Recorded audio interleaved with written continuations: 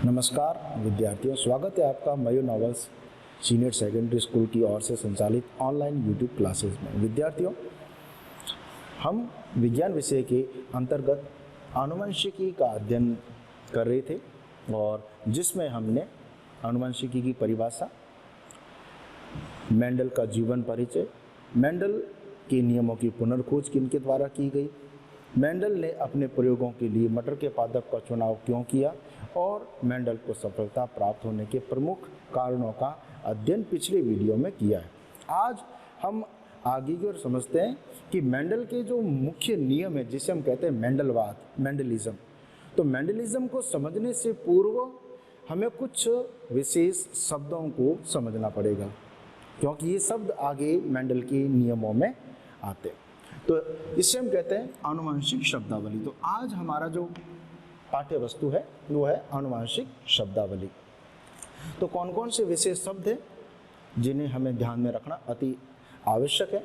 तो पहले नंबर पर है जीन।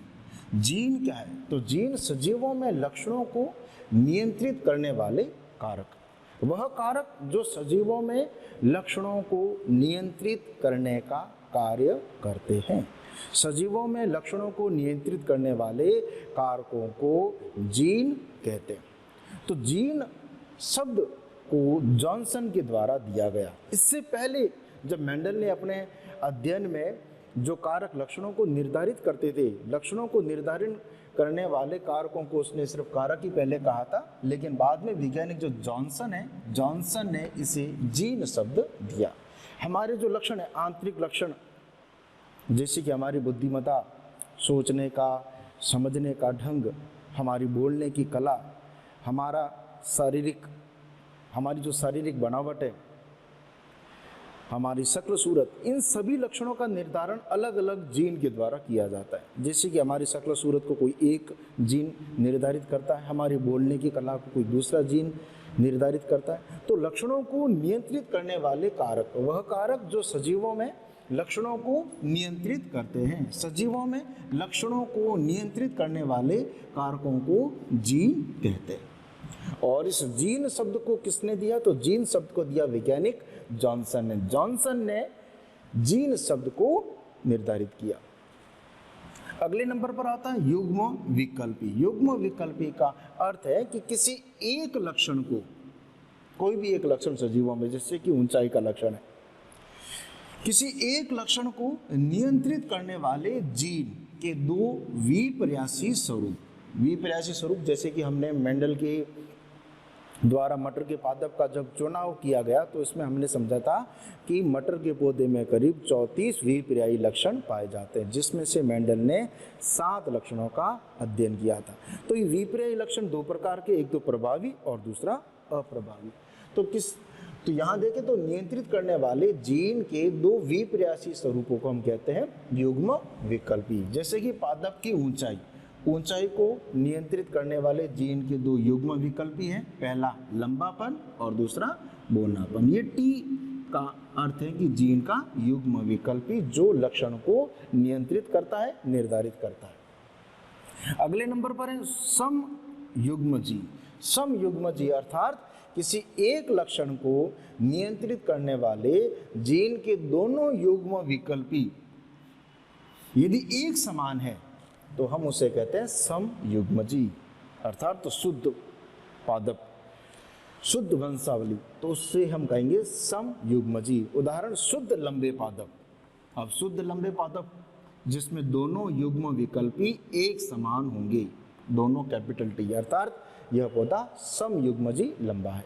इसी प्रकार से शुद्ध बोने पादप, तो शुद्ध जो बोने पादप होंगे उनमें दोनों जो टी है, दोनों युग्म विकल्पी है, वह समान है, समयुग्मजी बोने। समयुग्मजी के समान है विषमयुग्मजी। विषमयुग्मजी अर्थात जब किसी एक लक्षण को नियंत्रित करने वाले जीन के दोनों युग्म विकल्पी, जो एक लक्षण को नियंत्रित करने वाले जीन के जो दोनों युग्म विकल्पी हैं वह असमान हो, अलग अलग हो, तो उसे हम कहते हैं विषम युग्मजी। तो विषम युग्मजी का उदाहरण हम देखें, अशुद्ध लंबे पादप। अशुद्ध लंबे का अर्थ है कि बाहर से तो हमें उसकी जो शारीरिक जो बनावट होगी, हमें बाहर की जो संरचना है वो तो लंबी दिखाई देगी, लेकिन उसकी जो आंतरिक संरचना होगी वह शुद्ध लंबी नहीं होगी। जैसे अशुद्ध लंबे पादप, इसे हम कहते हैं विषम युग्मजी लंबे, अर्थात इसके अंदर लंबेपन को निर्धारित करने वाला कारक कैपिटल टी भी मौजूद है तथा बौनेपन को निर्धारित करने वाला कारक स्मॉल टी भी मौजूद है। तो इसे हम कहते हैं विषम युग्मजी लंबे।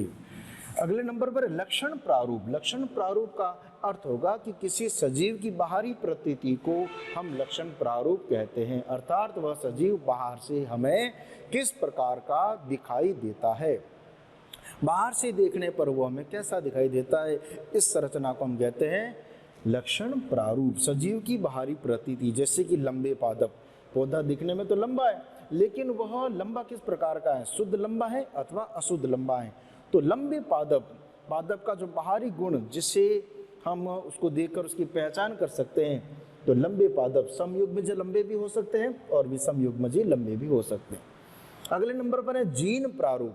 तो सजीव की आनुवंशिक रचना को हम कहते हैं जीन प्रारूप। उसकी अंदर जीन की बनावट किस प्रकार की है, किस प्रकार की उसमें समयुग्मजी है, विषम युग्मजी की संरचना है, तो इसे हम कहते हैं जीन प्रारूप। सजीव की आनुवंशिक रचना, जैसे हम देखें शुद्ध लंबे पादप होंगे तो उसकी आनुवंशिक संरचना इस प्रकार की होगी, यदि अशुद्ध लंबे होंगे तो उसकी संरचना हमें इस प्रकार की दिखाई देगी, शुद्ध बौने पादप होंगे तो उसकी संरचना इस प्रकार की होगी। तो ये जीन प्रारूप। इसके बाद है सातवीं परिभाषा, वो है प्रभावी लक्षण।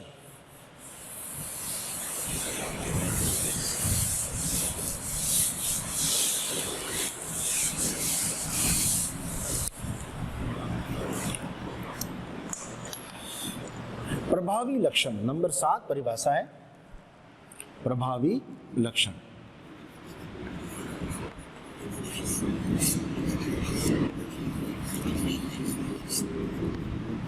प्रभावी लक्षण का अर्थ होता है कि वह लक्षण जो प्रथम पीढ़ी में, यहां प्रथम पीढ़ी को मेंडल ने F1 पीढ़ी कहा, तो वह लक्षण जो प्रथम पीढ़ी में स्वयं को अभिव्यक्त कर पाता है, जिस लक्षण की प्रथम पीढ़ी में अभिव्यक्ति होती है, जो लक्षण प्रथम पीढ़ी में अपने आप को प्रकट करता है, उस लक्षण को प्रभावी लक्षण कहते हैं। तो प्रभावी लक्षण की परिभाषा होगी कि वह लक्षण जो F1 पीढ़ी में स्वयं को अभिव्यक्त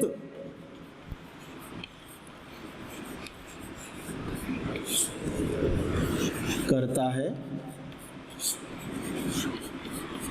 उसे हम प्रभावी लक्षण कहते हैं। जो लक्षण पहली पीढ़ी में F1 पीढ़ी में प्रकट होता है, उत्पन्न होता है, उस लक्षण को हम प्रभावी लक्षण कहते हैं। इसी तरह से अगली परिभाषा होगी अप्रभावी लक्षण। अप्रभावी लक्षण, अप्रभावी लक्षण का अर्थ होगा कि वह लक्षण जो F1 पीढ़ी में प्रकट नहीं हो पाता, पहली पीढ़ी में जो लक्षण अपने आप को अभिव्यक्त नहीं कर पाता, उस लक्षण को हम अप्रभावी लक्षण कहते हैं। तो इसकी परिभाषा हम लिखेंगे, वह लक्षण जो F1 पीढ़ी में स्वयं को अभिव्यक्त नहीं कर पाता, जो लक्षण स्वयं को अभिव्यक्त नहीं कर पाता,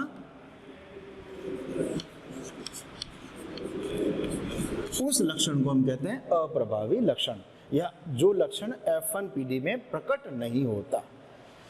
जो लक्षण F1 पीढ़ी में प्रकट नहीं होता, उस लक्षण को अप्रभावी लक्षण कहते हैं। इसके बाद अगली परिभाषा है एकल संकरण। एकल संकरण, वह संकरण प्रयोग जिसमें किसी एक लक्षण की वंशागति का अध्ययन किया जाता है। ऐसा संकरण प्रयोग जिसमें केवल एक लक्षण को ध्यान में रखकर प्रयोग किया जाए तो उसे एकल संकरण कहते हैं। तो हम इसको लिखेंगे, वह संकरण प्रयोग, वह संकरण प्रयोग जिसमें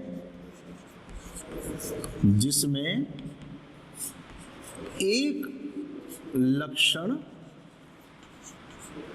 की वंशागति, एक लक्षण की वंशागति का अध्ययन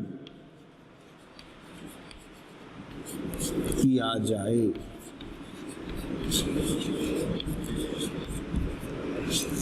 तो हम उसे कहते हैं एकल संकरण प्रयोग। इसी प्रकार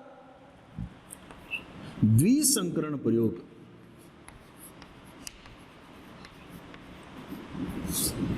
द्विसंकरण प्रयोग तो वह संकरण प्रयोग जिसमें दो लक्षणों की वंशागति का अध्ययन किया जाए। एक साथ दो लक्षणों को चुनकर उस पर प्रयोग किए जाए तो उसे हम द्विसंकरण प्रयोग कहते हैं।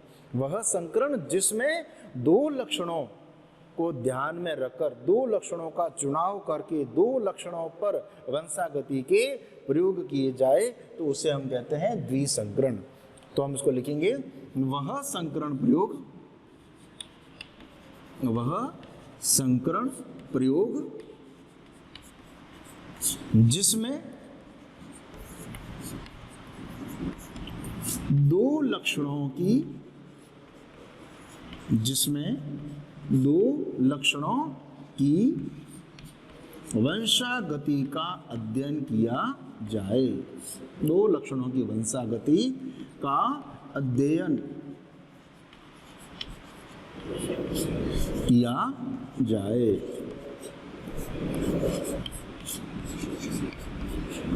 तो हम उसे कहते हैं द्विसंकरण प्रयोग। द्विसंकरण के बाद अगले नंबर पर आता है त्रिसंकरण प्रयोग।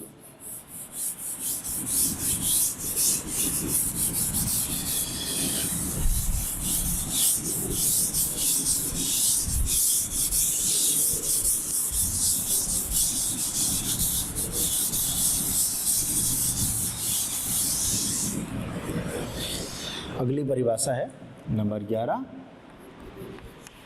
त्रिसंकरण। तो इसकी परिभाषा इसी के समान होगी कि वह संकरण प्रयोग जिसमें तीन लक्षणों की वंशागति का अध्ययन किया जाता है। तीन लक्षणों को चुनकर उन्हीं पर आगे प्रयोग किया जाए तो उसे हम कहते हैं त्रिसंकरण प्रयोग। तो वह संकरण प्रयोग, वह संकरण प्रयोग जिसमें तीन लक्षणों की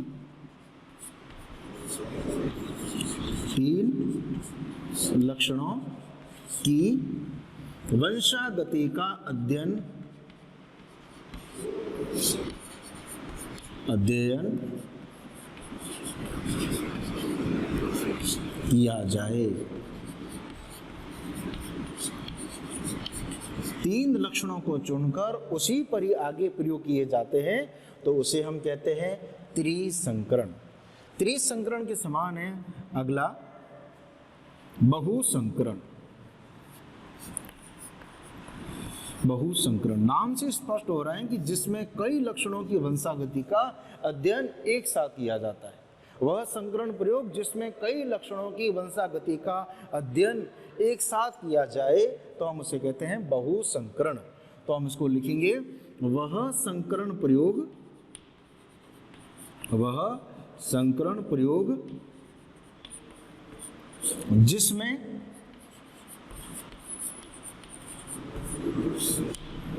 कई लक्षणों की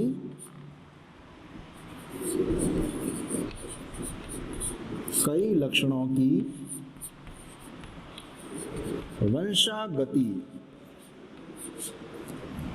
का अध्ययन किया जाए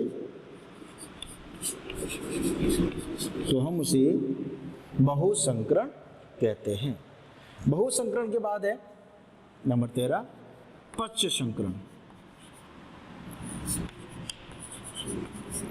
पच्च संकरण का दूसरा नाम है संकर पूर्वज संकरण। संकर पूर्वज संकरण। संकर पूर्वज संकरण का अर्थ होगा कि जो F1 पीढ़ी प्राप्त होती है, F1 पीढ़ी प्रथम पीढ़ी जिसे कहते हैं, तो F1 पीढ़ी से प्राप्त पादपों का संकरण प्रभावी जनक अथवा अप्रभावी जनक दोनों में से किसी एक से कराना, इसे हम कहते हैं पश्च संकरण या संकर पूर्वज संकरण। तो हम इसको लिखेंगे वह संकरण प्रयोग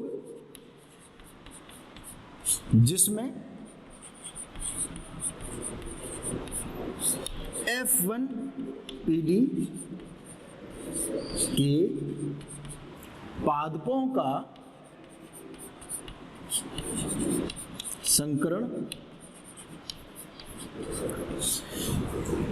प्रभावी जनक अथवा अप्रभावी जनक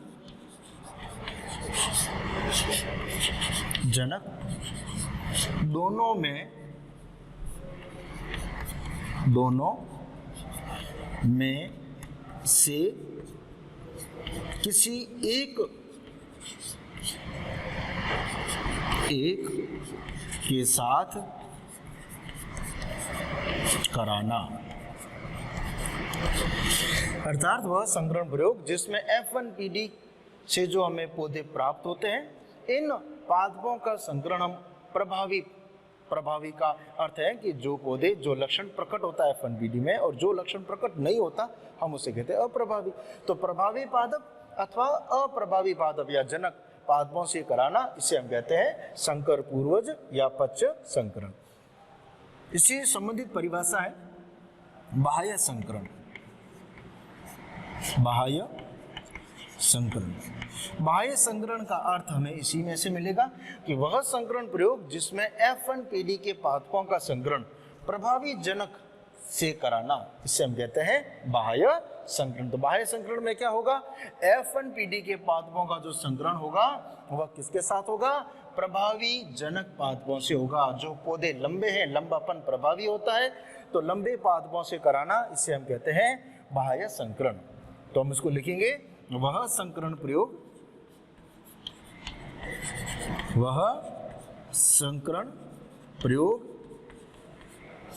जिसमें F1 पीढ़ी के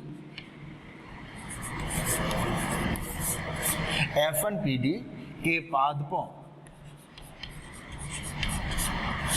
का संकरण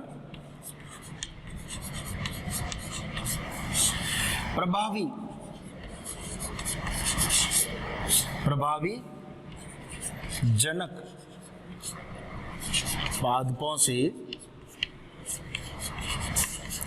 कराया जाता है।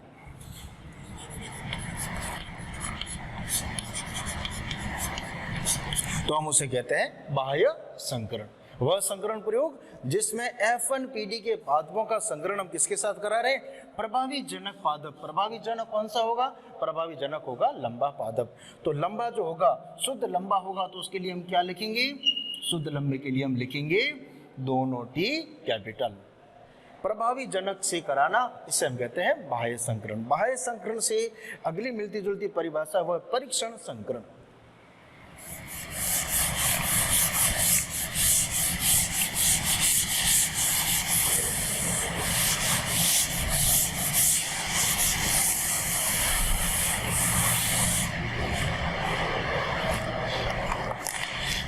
अगली परिभाषा 15वीं कि परीक्षण संकरण।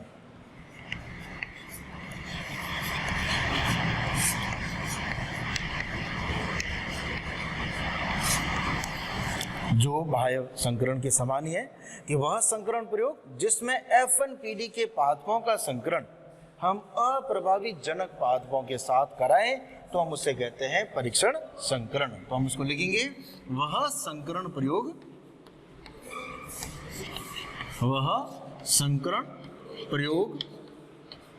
जिसमें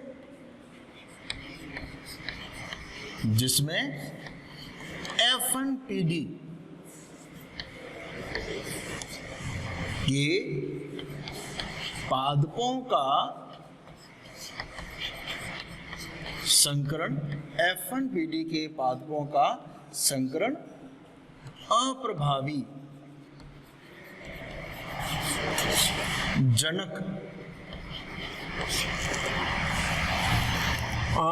जनक पादपों के साथ कराया जाए। वह संकरण प्रयोग जिसमें F1PD के पादपों का संकरण, F1PD के पादपों का संकरण किसके साथ हो रहा है?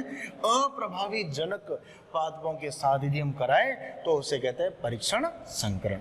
परीक्षण संकरण के बाद अगली परिभाषा आती है व्युत्क्रम संकरण। व्युत्क्रम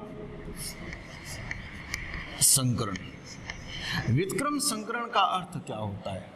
तो व्युत्क्रम संकरण का अर्थ होगा कि वह संकरण प्रयोग जिसमें जैसे पादप A है इसको हमने नर माना और जो पादप B है उसको हमने मादा माना। तो संकरण प्रयोग में एक हमने पौधा नर लिया और दूसरा पौधा हमने मादा के रूप में प्रयुक्त किया, उसको चुना। A पादप है नर और B पादप है मादा। तो प्रथम प्रयोग में A पादप नर के रूप में तथा B पादप को मादा के रूप में हम प्रयुक्त करते हैं। लेकिन जब हम दूसरा प्रयोग करते हैं, दूसरे प्रयोग में जो A पादप है इसको हम मादा के रूप में तथा B पादप को यदि हम नर के रूप में प्रयुक्त करते हैं तो हम उसे कहते हैं व्युत्क्रम संकरण। तो इसको हम लिखेंगे व्युत्क्रम संकरण को कि वह संकरण प्रयोग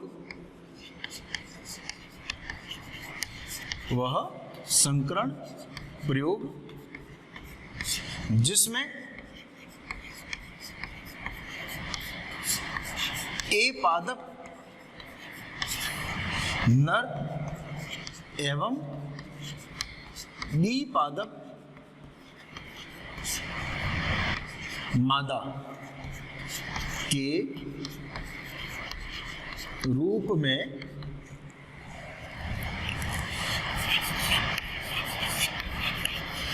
प्रयुक्त करते हैं। लेकिन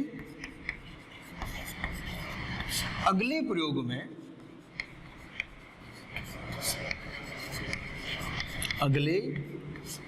में A पादप को मादा एवं B पादप को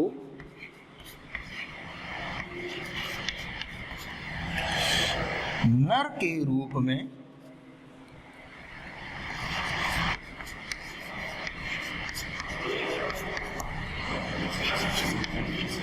प्रयुक्त करें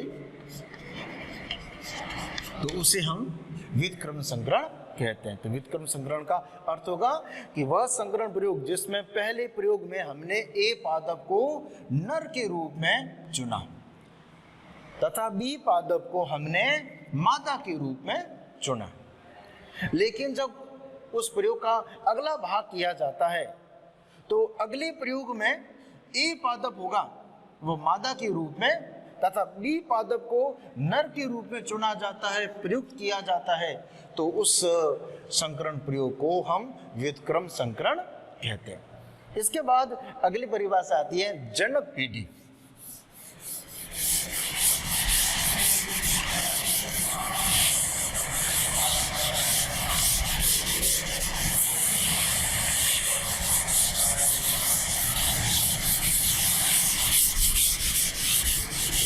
जनक पीढ़ी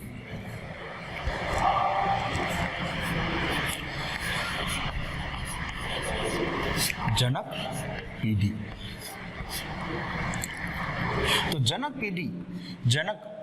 पीढ़ी का अर्थ होगा कि संतति प्राप्त करने के लिए, संतान प्राप्त करने के लिए जिन पादपों का आपस में संकरण कराया जाता है, जिन पादपों का संकरण कराकर संतति प्राप्त की जाती है, उस पादपों को हम जनक पीढ़ी कहते हैं। तो हम इसको लिखेंगे कि संतति प्राप्त करने के लिए, संतति प्राप्त करने के लिए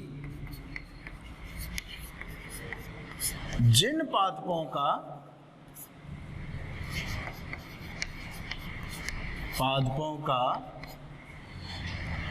आपस में संकरण कराया जाता है, जिन पादपों का आपस में संकरण कराया जाता है। तो संकरण कराने से क्या प्राप्त होगी? संतति, संतान प्राप्त होती है। तो संतान प्राप्त करने के लिए, संतति प्राप्त करने के लिए, संतति अर्थात संतान प्राप्त करने के लिए जिन पादपों का हम आपस में क्या करा रहे हैं? संकरण, तो उसे हम कहते हैं जनक पीढ़ी। जनक पीढ़ी के बाद है अगली परिभाषा F1 पीढ़ी। F1 पीढ़ी, F1 पीढ़ी अर्थात जनक पीढ़ी से उत्पन्न पहली जो संतति है, जनक पीढ़ी से उत्पन्न संतति को हम F1 पीढ़ी कहते हैं। जनक पीढ़ी से उत्पन्न संतति,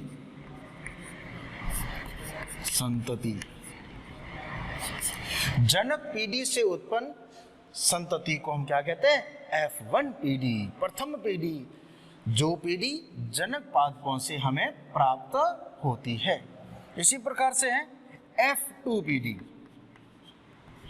F2 पीढ़ी, तो F1 पीढ़ी के संकरण से उत्पन्न संतति, तो F1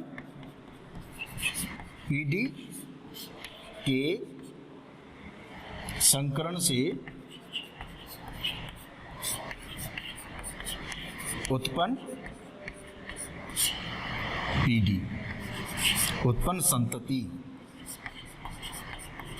वह संतति जो F1 पीढ़ी के संकरण से उत्पन्न होती है उसे हम कहते हैं F2 पीढ़ी। इसके बाद है एकल संकरण अनुपात। एकल संकरण अनुपात, एकल संकरण अनुपात। अभी थोड़ी देर पहले हमने एकल संकरण, द्विसंकरण का अर्थ समझा था। तो एकल संकरण वह संकरण जिसमें एक लक्षण की वंशागति का अध्ययन किया जाता है, तो उसे हमने कहा था एकल संकरण। तो एकल संकरण प्रयोग से जो हमें अनुपात प्राप्त होता है, उस अनुपात को एकल संकरण अनुपात कहते हैं। एकल संकरण प्रयोग से प्राप्त होने वाला अनुपात, एकल संकरण प्रयोग से प्राप्त होने वाला अनुपात, इस अनुपात को एकल संकरण अनुपात कहते हैं। इसी प्रकार इससे मिलता जुलता है द्विसंकरण अनुपात। द्विसंकरण अनुपात अर्थात द्विसंकरण प्रयोग से, द्विसंकरण प्रयोग से प्राप्त होने वाला अनुपात, होने वाला अनुपात, द्विसंकरण प्रयोग, अभी थोड़ी देर पहले हमने इसकी परिभाषा देखी थी कि वह संकरण प्रयोग जिसमें दो लक्षणों की वंशागति का अध्ययन किया जाए। दो लक्षणों को चुनकर उन पर प्रयोग किए जाते हैं तो उन्हें हमने कहा था द्विसंकरण प्रयोग। तो द्विसंकरण प्रयोग से जो हमें अनुपात प्राप्त होता है, इस अनुपात को हम द्विसंकरण अनुपात कहते हैं। छात्रों, ये कुछ विशेष आनुवंशिक शब्दावली थी जिन्हें हमें याद रखना है, जो हमारे आगे मेंडल के जो प्रयोग हम समझेंगे, जिसे मेंडलवाद कहते हैं, उन मेंडलवाद के अंदर इनका जिक्र होता है। इसके बाद अगला जो हमारा टॉपिक है वो टॉपिक है मेंडलवाद, जिसको हम अगले वीडियो में करेंगे। तब तक के लिए धन्यवाद।